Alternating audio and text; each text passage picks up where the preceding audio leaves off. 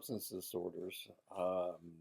There's not very many pictures. You guys don't need to see more pictures of drunks on the street. Well, walking around Gallup.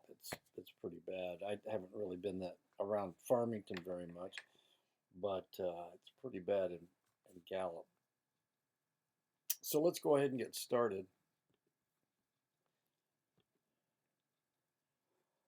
Substance related and addictive disorders, chapter 12. Almost all cultures throughout history have used substances that have psychoactive properties, substances that modify mood, perception, or brain function. Commonly used psychoactive drugs include alcohol, opiates, nicotine, caffeine, and many others. Of course, of these, only opiates are against the law. Alcohol, very common. Nicotine and caffeine are both very common. Some substance related ranges, substance involvement ranges from the occasional intake to complete dependency and compulsive use of drugs capable of destroying a person's life. And of course, it is theorized that Freud was addicted to nicotine. He was a cigar smoker. As a matter of fact, he had cancer of the jaw and he had to have his lower jaw taken out, and they had to replace it with a prosthesis. So if you see him in the later years of his life, it's probably a prosthesis that he has in his jaw. The term addiction, he was also theoretically used cocaine. It's when cocaine wasn't thought to be bad. It's when Coca-Cola Coca-Cola put it in their drink, which is why they call it Coca, cocaine cola. Um, so there were times when he potentially was addicted not only to caffeine or nicotine, but also to cocaine. The term addiction is widely used to describe particularly chronic patterns of substance use, but the DSM 5 does not include it in its diagnostic terminology because of its uncertain definition and its potentially negative connotation. Curiously, the DSM 5 names the general category of these types of conditions substance related and addictive disorders. In the DSM 5, substance related disorders are divided into two major classifications: substance use disorders, the pathological pattern of behaviors related to the use of a substance, and substance induced disorders, the results of substance use, intoxication, withdrawal, and induced mental disorders. In the DSM 5, the distinction between substance dependence and substance abuse was eliminated. The behaviors to which these terms referred are now incorporated into the criteria for substance use disorders. The DSM 5 considers symptoms to be loosely organized into four general clusters: impaired control over use of the substance, social impairments that result from use, risky use of the substance, and pharmacological criteria. Tolerance and need for increasing amounts of the substance to have the desired effects. Withdrawal is a specific psychological and physiological reaction to discontinuation of a substance which can be relieved by taking the substance. Neither tolerance nor withdrawal are required for the diagnosis of substance use disorders. Generally, at least two of the criteria are needed within a 12-month period to qualify for a diagnosis of substance use disorders. Severity of the disorder is specified in terms of how many symptoms are present. Mild is indicated by 2 to 3 symptoms. Moderate is indicated by 4 to 6 symptoms. Severe is indicated by 6 or more symptoms. The core specifiers are used to distinguish whether the disorder is in early sustained remission in a controlled environment or on maintenance therapy. Symptoms are controlled by an agonist drug. Typically, substance use is continued knowing that a persistent physical or psychological problem is being caused or made worse. The pattern of use produces significant social or occupational problems or interferes with fulfilling major role obligations in life. It is continued use of the substance despite significant distress or impairment it causes that is central to the diagnosis. This disorder category has been reliable, with DSM-3 reliability reported at 0.80 or above. DSM-5 field trials report 0.40 for alcohol use disorder. Males are more likely to receive substance-related diagnoses than females. The DSM-5 indicates that 12-month prevalence rate for alcohol use disorder in adults is 8.5%. People aged 18 to 24 have high prevalence rates of nearly all substance use disorders relative to other ages. This class of substance-related disorders does not involve the maladaptive pattern of substance use itself, but rather the syndromes and consequences produced as a result of recurrent ingestion, substance intoxication, substance withdrawal, cognitive and psychological impairment. Substance intoxication is a reversible change in behavior and cognition that occurs a short time after ingestion of a substance as a result of the substance's physiological effect on the central nervous system. Onset of substance intoxication typically occurs within minutes of use and resolves as the body metabolizes the substance. The manifestations of intoxication can vary widely between individuals who take the same substance, and they can be affected by dosage, tolerance, and expectation of the effect. Substance withdrawal is a substance-specific syndrome involving behavioral, psychological, and cognitive changes that occurs after the cessation or reduction of substance use following a period of prolonged use. Symptoms of withdrawal are usually the opposite of symptoms of intoxication, nearly always accompanied by craving, and the administration of substance reverses the withdrawal syndrome.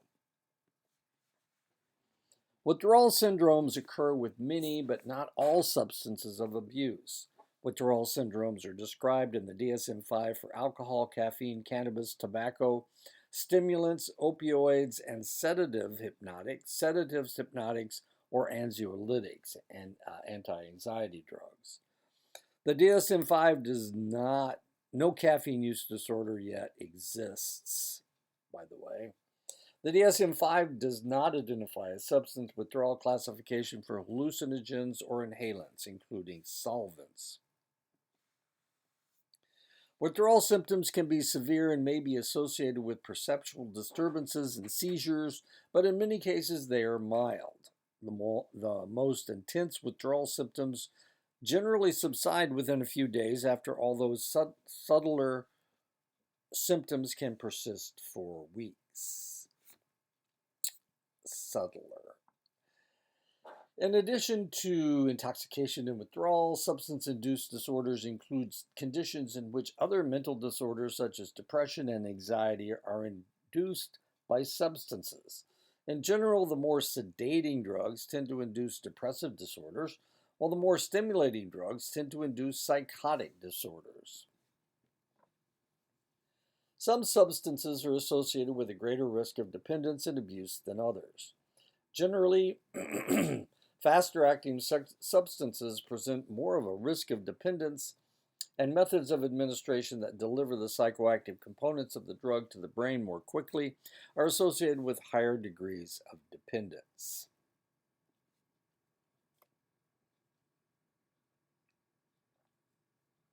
Nicotine tops the list of most dependence-producing substances. According to the Centers for Disease Control and Prevention, tobacco use accounted for 438,000 deaths in the United States in 2001. Nearly 1 in 5, 20% of all deaths in the country, nicotine use is the leading preventable cause of death. Tobacco kills more Americans than human immunodeficiency, the deficiency virus, HIV, illegal drug use, alcohol use, motor vehicle injuries, suicides, and murders combined each year.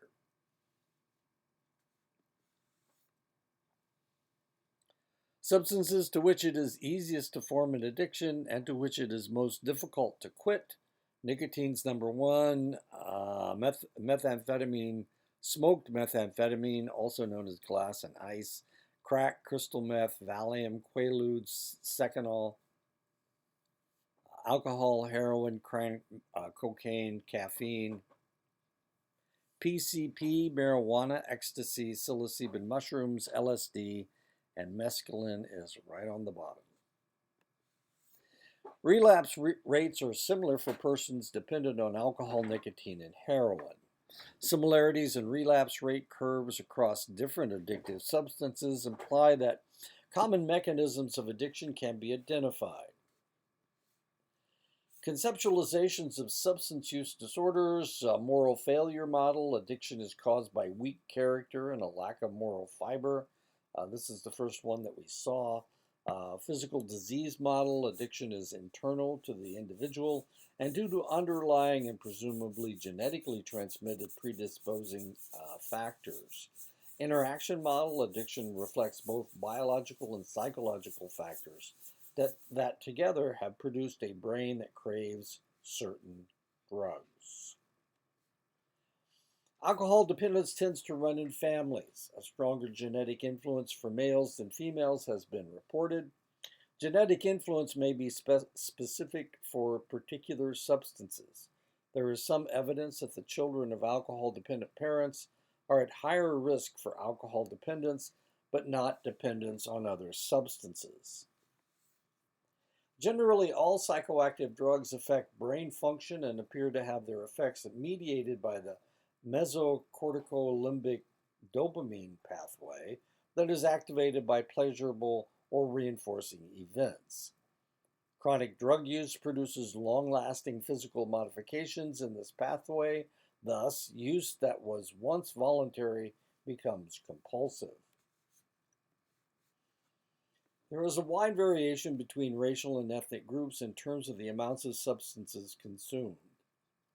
Annual rate of alcohol consumption per person, almost 19.5 liters of pure alcohol per capita in Uganda, 14.45 liters of pure alcohol equivalent per capita in Ireland, about 8.5 liters of pure alcohol equivalent per capita in the United States, 1.99 liters of pure alcohol equivalent per capita in Ecuador. Nearly zero in several countries, for example, Kuwait, Somalia, Bangladesh, and Saudi Arabia. That's because of their religious strictures. Different social and religious customs and practices encourage or discourage involvement with particular substances. Some cultural differences may also be tied to biological and genetic factors. 50% of Japanese, Chinese, and Korean people have a deficiency in an enzyme, aldehyde dehydrogenase, that assists in the breakdown of alcohol during early metabolism. They tend to experience unpleasant palpitations and flushing of the face when consuming alcohol. These reactions serve as a natural unpleasant consequence that deters drinking. Because of physiological properties on the reward pathways in the brain, many drugs are powerful unconditioned reinforcers. Environmental stimuli associated with drugs take on value. They become discriminative stimuli, setting the occasion for use, conditioned stimuli eliciting craving, and conditioned reinforcers maintaining the chain of behaviors leading to drug ingestion. Substance use and preference is affected by beliefs and expectancies held by an individual.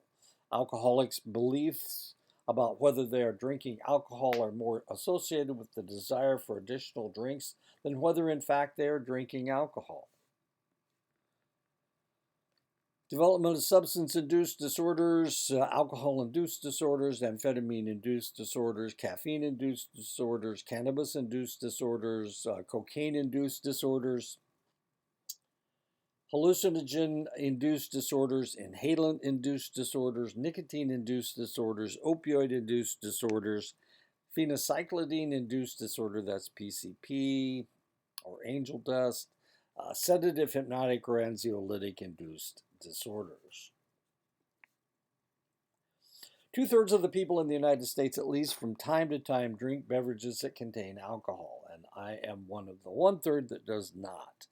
6% of all adults are heavy drinkers, having at least 5 drinks on at least 5 occasions a month. Among heavy drinkers, men outnumber women more than 4 to 1. All alcoholic beverages contain ethyl alcohol, also known as ethanol or ETOH. Ethanol is quickly absorbed into the blood through the lining of the stomach and the intestines. Ethanol is immediately taken into the bloodstream to the central nervous system, where it acts to depress or slow functioning of select neurons. The neurons in the brain that are bound by the ethanol are the neurons that normally receive the neurotransmitter GABA. GABA normally inhibits the neurons, and when the ethanol is added, the neurons shut down far more rapidly, relaxing the individual. The first area of the brain affected by ethanol is the area that contains judgment and inhibition. People become looser, more talkative, and often more friendly. As their inner control breaks down, they may feel relaxed, confident, and happy. When more ethanol is absorbed, people become less able to make sound judgments, their speech becomes less careful and clear, and their memory weaker. Many people become highly emotional and perhaps loud and aggressive. Reaction time slows, people may be unsteady when they walk and clumsy in performing even simple activities. Their vision becomes blurred, particularly peripheral vision, and they have trouble hearing. People who have been drinking about trouble solving simple problems so that the complexities of driving, taking into account the perceptual handicaps, becomes impossible. Concentration of alcohol in the bloodstream is determined not only by the volume of alcohol consumed, but by the size of the individual. The larger the size, the more alcohol that can be consumed, and the gender. Women have less alcohol dehydrogenase in their stomachs. Alcohol dehydrogenase breaks down the alcohol in the stomach so that less of it enters the bloodstream. Hence, women of the same size get drunk faster than men on equal doses of alcohol.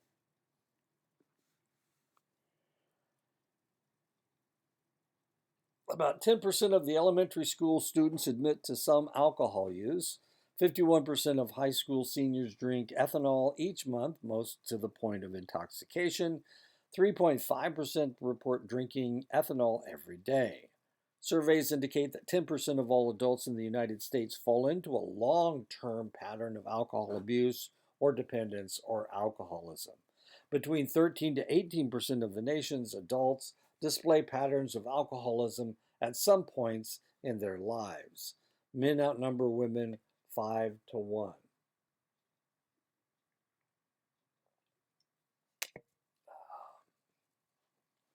The prevalence of alcoholism in any given year is about 7% of the white and African American population and 9% of the Hispanic American population. About half the Asian population has a deficiency of alcohol dehydrogenase in their stomach and therefore have an adverse reaction to it. Patterns of drinking vary with the individuals. People may drink every day to intoxication. They may be binge drinkers. Both types are alcoholics. Alcohol intoxication is probably the most well-known effect of consumption. It is a major contributor to death or injury in automobile accidents, violence, and suicide. Level of impairment is related to blood alcohol concentration, which in turn is determined by the amount of alcohol consumed, the rate of consumption, body weight, gender, and food intake, among other factors. Most states define legal intoxication as a blood alcohol concentration of 0.08 grams per deciliter. Blood alcohol concentrations in excess of 0.30 to 0.40 grams per milliliter can cause respiratory failure and death in non-tolerant individuals. Alcohol intoxication delirium is diagnosed for conditions in which consumption of alcohol results in symptoms in excess of normal intoxication, serious enough to warrant clinical attention. Alcohol withdrawal delirium involves similar symptoms of delirium that have onset during withdrawal from alcohol. Alcohol withdrawal delirium with perceptual disturbances, delirium tremens or DTs, occurs in less than 10% of strongly dependent individuals during withdrawal. The acute phase of the DTs usually lasts from 3 to 6 days, and it can cause death. Comparison of MRI images of two females, one who is one alcohol and one normal control. As you can see, that is her ventricle. As you can see, it's larger in the one woman. The ventricles are larger. That's the open space in the brain. Stimulants are substances that increase the activity of the central nervous system. This results in increased blood pressure and heart rate, greater alertness, speeded up behavior and thinking. Amphetamines and cocaine are two widely abused drugs that cause intoxication and overdose. Two commonly used legal stimulants are caffeine and nicotine, which rarely cause intoxication and are almost impossible to overdose. Amphetamines are synthetic drugs that act as stimulants. Benzedrine, dexedrine, and methadone are the common forms. It was first developed in the 1930s as an asthma medicine and was used during World War II by all the combatants as a way to allow pilots to make long-range flights and truck drivers to drive through fatigue. The Germans developed a field method of producing the drug through a fairly simple process so that they might whip up a batch just behind the front lines. This is known as the Nazi method and is used today to make crystal methamphetamines. Amphetamines are most often taken as a pill or capsule, but can be injected as speed. They can also be synthesized to its crystalline form and smoked as ice or crank. Amphetamines increase energy and alertness and lower appetite when taken in small doses. At high doses, it produces a rush, intoxication, and psychosis. Amphetamines act on the central nervous system just like cocaine and affects the same neurotransmitters. The drug creates a fairly rapid tolerance, and thus more and more is required to give the same high.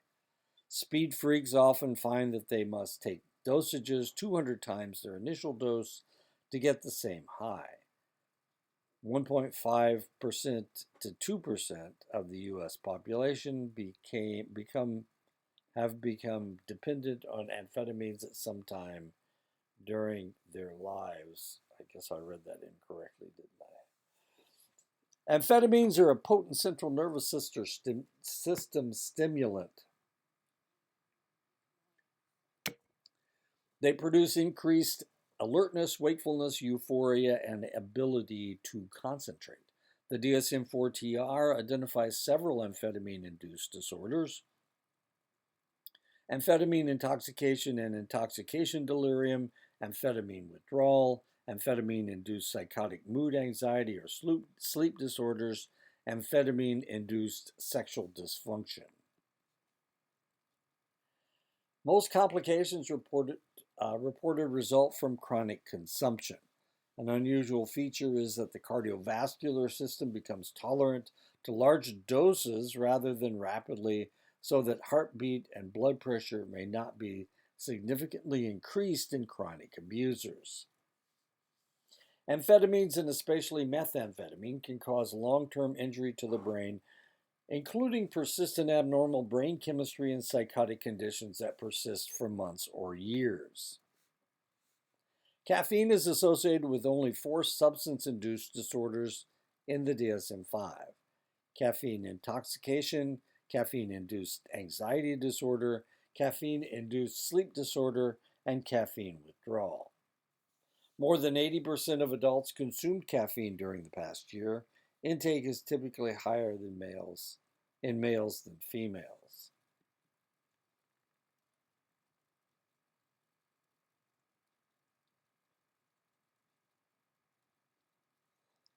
A caffeine withdrawal disorder has been added to the DSM-5.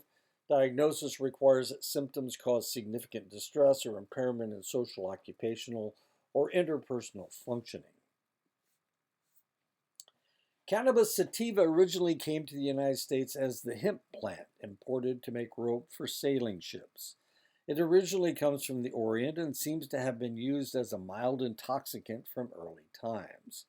Cannabis is used in two basic forms, either dried, crushed, and smoked as marijuana or as hashish. Hashish is created when the resin is collected from the female plant, dried, and smoked.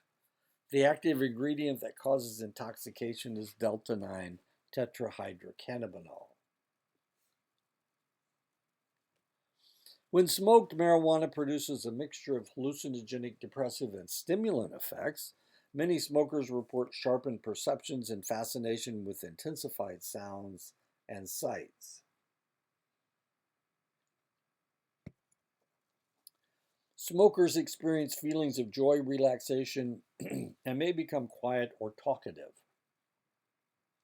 Physical changes include reddening of the eyes due to vasodilation in the area, increased heartbeat, increase in blood pressure, increase in appetite, dryness in the mouth, time distortion, and dizziness. It affects less than 3 to 6. The effects last less than 3 to 6 hours. Long-term effects seem to be apathy and memory problems. While marijuana is probably not physically addictive, use can cause immediate apathy that, if perpetuated through frequent use, can cause years of wasted time where nothing else is accomplished except daily marijuana usage. Between 4 and 5% of the U.S. population have been dependent on marijuana sometimes in their lives. The strength of the marijuana itself has increased since the 1960s. New hybrids and special growing conditions have increased the amount of THC in marijuana from between 1 to 5% in the 60s to 10 to 15% today. Because marijuana can interfere with the performance of complex sensory motor tasks and with cognitive functions, it has been implicated in many automobile accidents. Short-term memory tends to be drastically impaired, at least for the 3 to 6 hours while the high is maintained. Marijuana contains 80 ingredients that could be considered carcinogenic. Marijuana affects reproduction by lowering testosterone levels, decreasing sperm counts, and causing abnormal sperm forms. High school marijuana use was as high as 11% in 1978. Today it is around 6%.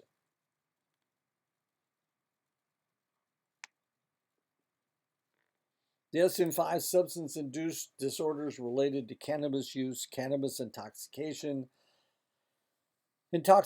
delirium, cannabis-induced psychotic disorder, cannabis-induced anxiety disorder, cannabis-induced sleep disorder. Cannabis is the most widely used illicit drug in the United States. Lifetime prevalence of cannabis use disorder has been indicated as nearly 5%.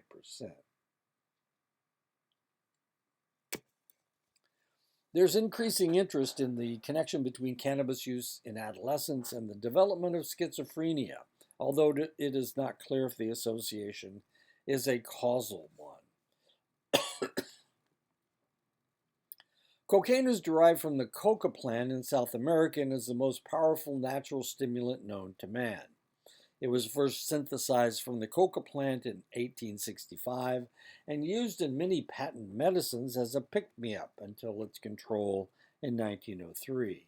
It was used in the original formula for Coca-Cola, but replaced with caffeine in 1903. Since 1903, its medical usage has waxed and waned, and it can still be found in select diet pills. Today, more than 21 million people have tried the drug, and about 1.8 million people are using it currently. An estimated 3% of the population will become dependent on it in the United States at some point in their lives. Cocaine brings about a euphoric rush of well being and confidence when used. With a high enough dose, that rush can almost be orgasmic. The central nervous system is affected, causing an emotional reaction of feeling excited, energetic, talkative, and euphoric. It causes a central nervous system reaction of a faster pulse, higher blood pressure, faster and deeper breath. Sorry, keep hitting. It causes a central nervous system reaction, faster pulse, higher. Okay. The neurotransmitter that cocaine affects is dopamine, causing these neurons to become overexcited, producing all the high effects. Cocaine also affects the neurotransmitters norepinephrine and serotonin that give the user a feeling of euphoria and well being. High doses, however, can cause overstimulation or intoxication, which causes poor muscle coordination, grandiosity, bad judgment, anger, aggression, compulsive behavior, anxiety, and confusion. Severe intoxication can lead to cocaine induced psychosis, where the individual suffers from both hallucinations and delusions. Cocaine creates euphoric highs, but unfortunately crashing lows, headaches, dizziness, and fainting. Cocaine usage leads to a pattern staying up most of the day. Such usage often leads to poor social relationships and poor work habits. Other people are just moving and thinking too slowly for you. Cessation of use usually results in depression, fatigue, sleep problems, irritability, and anxiety.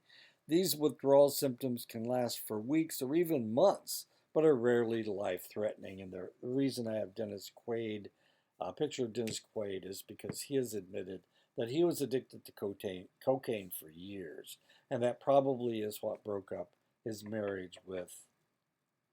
Oh, I was just thinking about this. Now, Meg Ryan. Meg Ryan was his wife. Cocaine can be used as a powder and snorted, injected, chemically released, or smoked in a crystalline form. Freebasing is a means of chemically releasing the pure alkaloid form of the drug by mixing it with an accelerant. Ether is very good.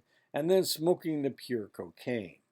Cocaine is the cheaper crystalline form of cocaine that can be smoked. This form of cocaine is especially addictive. 3% of high school seniors report using crack in any given year. There are an average of 160,000 emergency room visits every year from cocaine usage. Cocaine has also been linked to 20% of the suicides of people under 60. The greatest danger of cocaine is overdose. Overdose causes a stimulation of the respiratory system at first, and then a depression of the respiratory system. Cessation of breathing is often the result. Cocaine is a vasoconstrictor, but at the same time causes irregular heartbeat and an increase in palpitations. This combination often causes heart seizures and brain seizures. Women who use cocaine while pregnant run the risk of miscarrying or giving birth to a child who have a myriad of abnormalities, the worst of which may be antisocial personality disorder. DSM-4T are substance-induced disorders related to cocaine use, cocaine intoxication, intoxication delirium, cocaine withdrawal, cocaine-induced psychotic mood anxiety, and sleep disorders, cocaine-induced sexual dysfunctions. Cocaine produces strong euphoric effects. Dependence can develop rapidly. Cocaine-induced disorders produce psychotic symptoms including hallucinations and delusions. Sudden death from cardiac or respiratory arrest or stroke have been reported in otherwise healthy people using cocaine. Withdrawal develops within hours of cessation of heavy use. Hallucinogens are substances that cause powerful changes in sensory perception, from making normal perceptions more acute to producing illusions and hallucinations. The hallucinogens include LSD, mescaline, psilocybin, and MDMA, also known as ecstasy. Ecstasy. LSD, or lysergic acid diethylamide, was first synthesized in Switzerland by a Swiss chemist named Albert Hofmann. It was brought to the United States by the CIA and was introduced to the American counterculture by a research psychologist named Timothy Leary of Harvard University. LSD brings about intoxication after about 2 hours and lasts for about 6 hours. It often creates a sensitivity called synesthesia, where the individuals get their sensations cross-referenced. So you feel colors, and you see music. Positive emotions before the trip usually create good trips, and negative emotions usually create bad trips. LSD seems to create the illusions it does by attaching itself to the serotonin receptor sites in the portion of the brain where visual information is processed and emotional control is maintained.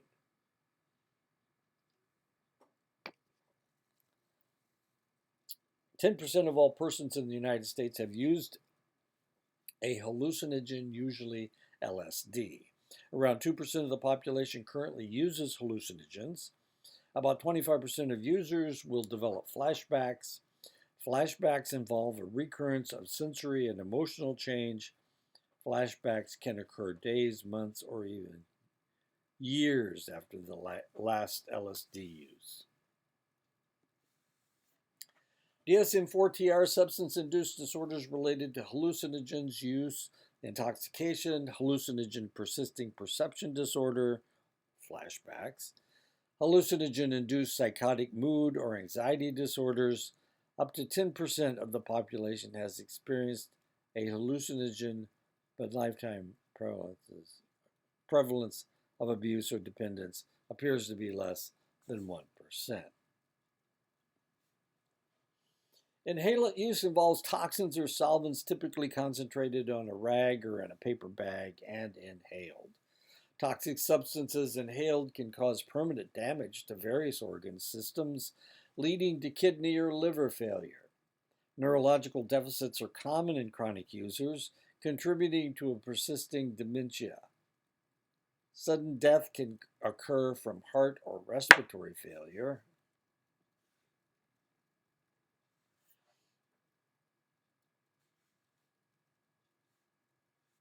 DSM-4-TR substance-induced disorders related to inhalant use, inhalant intoxication delirium, inhalant-induced persisting dementia, inhalant-induced psychotic mood and anxiety disorders. About 1% of the people in the United States report inhalant use in the last year. Severe dependence may develop involving bouts of use lasting several days. Up to 72% of adult population have used cigarettes, and up to 25% of the population may have nicotine dependence. The most common form of substance dependence is nicotine dependence. The only substance-induced disorder associated with nicotine withdrawal, less than 25% of those attempting to quit tobacco use successfully during the first attempt. Opioids are narcotics that are derived from the opium poppy. These drugs include opium, morphine, heroin, codeine. Opium has been used for thousands of years as a painkiller and sedative. Opium has the ability to reduce both physical and emotional pain. Unfortunately, opium and its derivatives and synthetics are also addictive.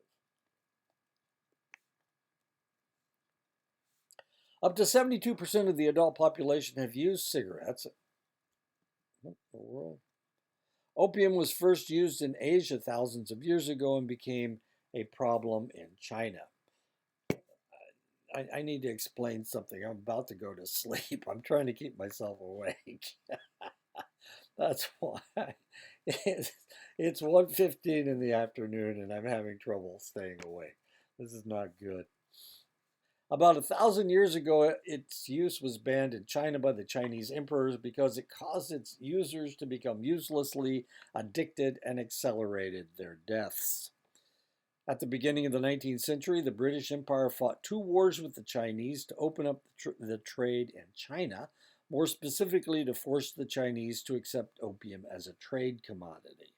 These two wars, what the English wanted was tea. They were addicted to tea, so they tried to get the Chinese addicted to opium again.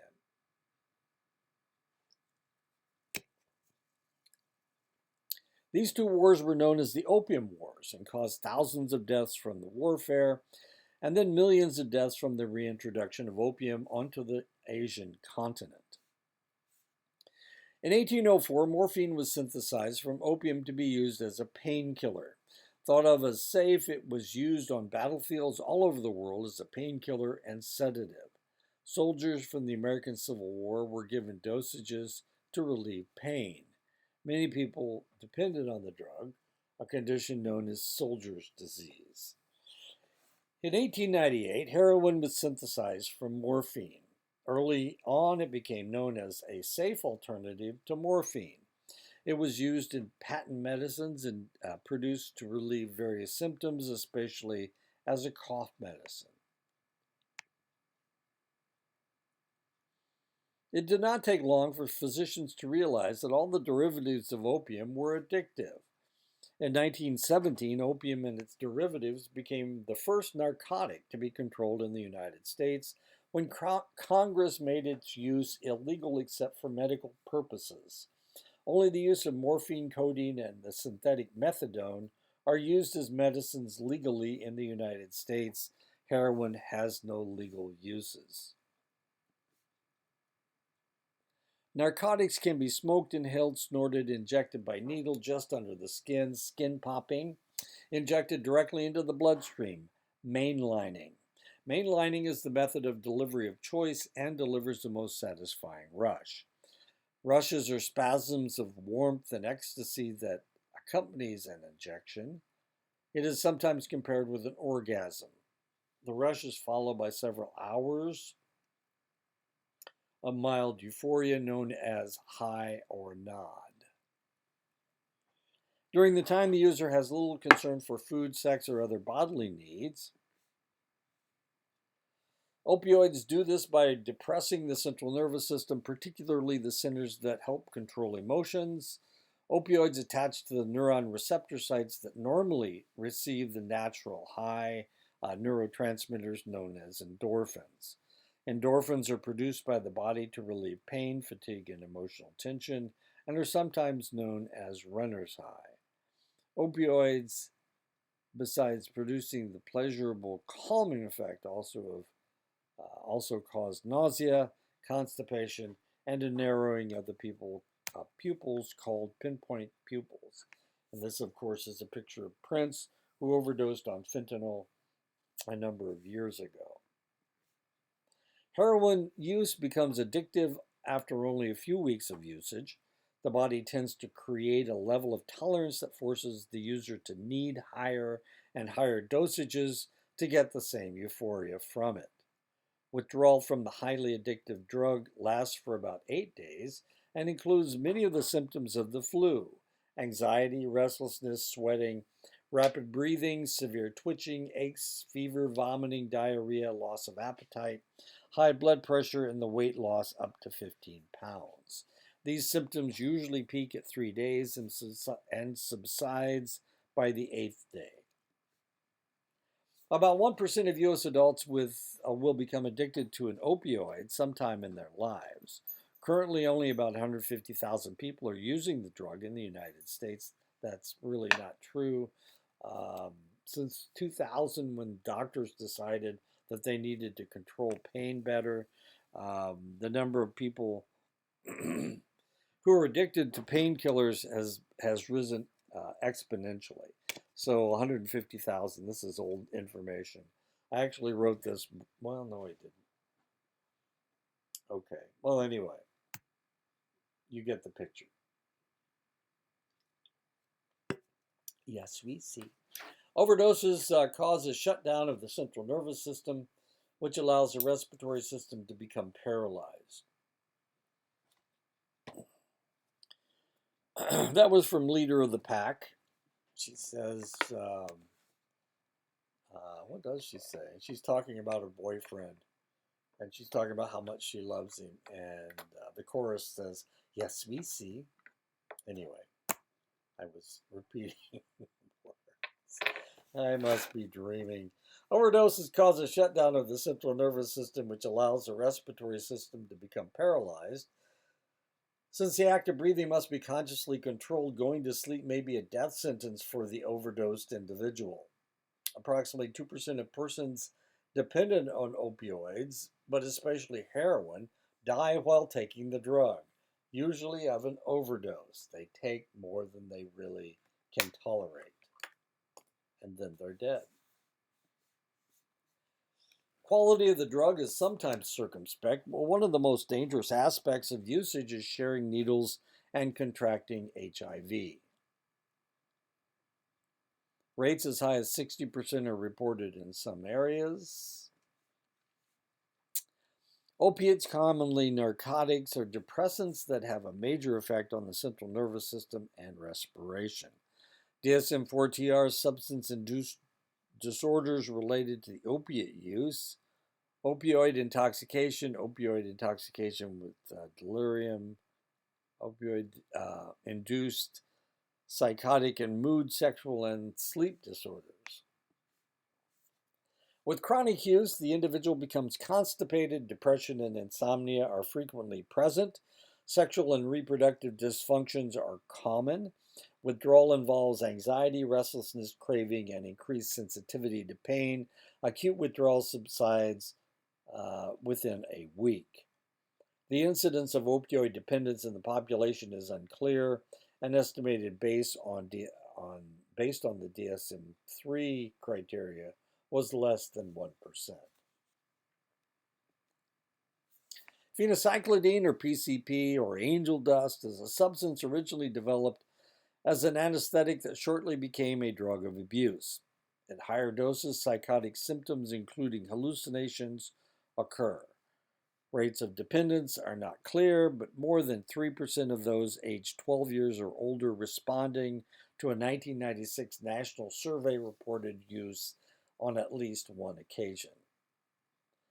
DSM-4-TR substance-induced disorders related to phencyclidine use, phencyclidine-induced intoxication, delirium, phencyclidine-induced psychotic disorder, mood disorder, and anxiety disorder. Sedative hypnotic drugs are drugs that create feelings of drowsiness and relaxation. The two major types of sedative hypnotics are barbiturates and benzodiazepines. Barbiturates are commonly used as sleeping pills. Unfortunately, they cause dependence and are easily abused. Barbiturates and alcohol taken together produces a synergistic effect, making suicide or accidental death through sleeping pills fairly common. And that's why I have the picture of Elvis Presley up here. He died taking sedative hypnotics. He was a big drug mixer, and he mixed things a little bit incorrectly and died. Back in the 1970s, that's when he died. Benzodiazepines were formerly the most widely prescribed drugs in the world. Prozac outstripped them, and now Viagra, of course, is the #1 drug in the world. Benzodiazepines are anti-anxiety drugs such as Xanax and Valium. Benzodiazepines work by blocking the neuron receptor GABA and thus increase GABA activity in those receptors. The drugs tend to relieve anxiety without making people drowsy or slowing breathing, as barbiturates do. Once believed unaddictive, millions of women were put on Valium and Librium in the 60s and 70s. It wasn't until after a pattern of abuse developed that physicians realized that high doses could cause intoxication and could lead to dependence. 1% of the adults in the United States will abuse or become dependent on benzodiazepines at some point in their lives. These substances include barbiturates, benzodiazepines, and hypnotic compounds that produce sleep or have anti-anxiety effects. The drugs are very widely used, with about 15% of adult Americans ingesting them within the past year. Unlike the other substances, women may have a higher incidence of substance abuse in this class. And the reason I have Dorothy, a picture of Dorothy, is because that's what killed Judy Garland. The cycle of using amphetamines to wake up and barbiturates to go to sleep. Well, one night she had too much alcohol in her system, and when she took her sleeping pills, it killed her. She was in her 40s. The sedative, hypnotic, or anti-anxiolytic induced disorders are intoxication, intoxication delirium, withdrawal, withdrawal delirium. Persisting dementia, persisting amnestic disorders, induce psychotic mood, anxiety, sexual, and sleep disorders. And of course, Jimi Hendrix died at age 28 after being injected with anxiolytic drugs by his girlfriend. It was her prescription. Combining these substances with other drugs, especially alcohol, dramatically increases risk of death. Abrupt withdrawal of barbiturates from a heavily dependent individual produces severe and potentially lethal withdrawal syndromes, and that's what killed Heath Ledger. He was on all kinds of interesting drugs. And they kind of got together and killed him. Treatment can be particularly difficult in part because of the relapsing nature of the disorders and because many individuals are not motivated for change. Many deny that a serious problem exists. Treatment of some dependencies may require detoxification periods to closely monitor gradual withdrawal by medical personnel. In nearly all programs, treatment compliance is a problem and dropout rates from the therapy are high. A lot of times, one of the problems that celebrities have is that they think they're so much smarter than the drugs. And so they start mixing and matching drugs, and that's exactly what happened to Heath Ledger. He'd probably done it over and over and over again.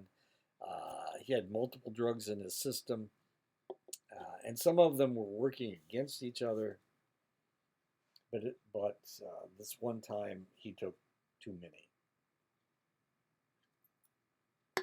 Or in the wrong combination. That's a possibility as well. Agonists, chemicals that can substitute for other drugs by having similar effects on the receptor sites. Methadone is an agonist for opiates. Nicotine gum works.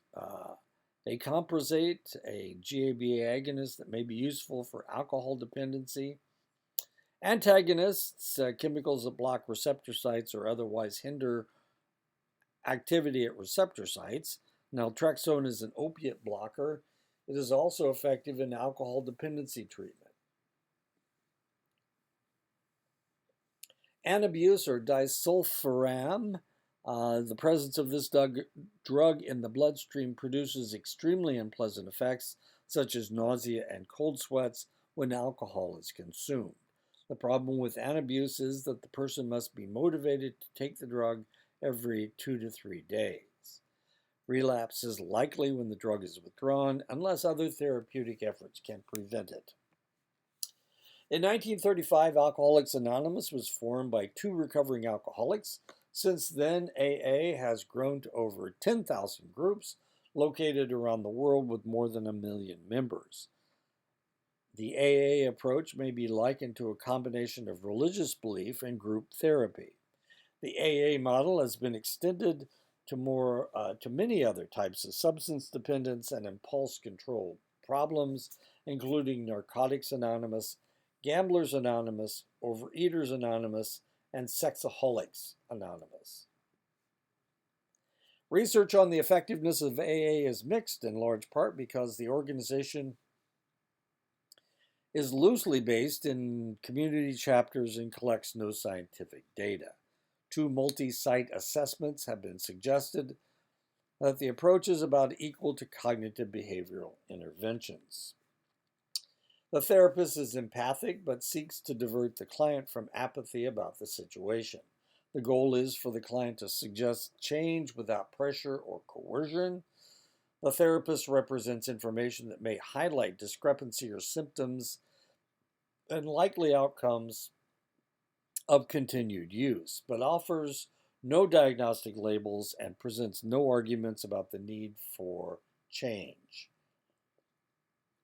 Motivational interviewing, as a very brief intervention, has been found to be effective in promoting behavior change when compared to alternative therapies or no treatment. Simple forms of contingency management, which provide external incentives for improvement, have proven quite effective in modifying substance intake. Controlled social drinking, this intervention includes education about alcohol effects, self monitoring of consumption, self control techniques to slow and pace alcohol intake, and blood alcohol concentration discrimination training. Success of this intervention implies that some alcoholics can learn to drink in moderation.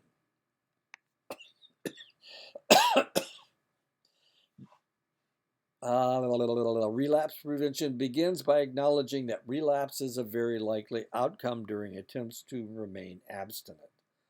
Rather than giving up and concluding that treatment has failed, abstinence violation effect can actually encourage resumption of substance abuse. Those in relapse prevention training come to view relapse as a slip or bump in the road that does not necessarily predict program failure. Individuals learn about recognizing and coping with relapse triggers, including emotional states, high risk situations, and apparently irrelevant decisions that potentially set up a relapse. Abstinence skills are practiced in a relapse prone situation. That is it. I'm so tired, I'm just going to turn this thing off.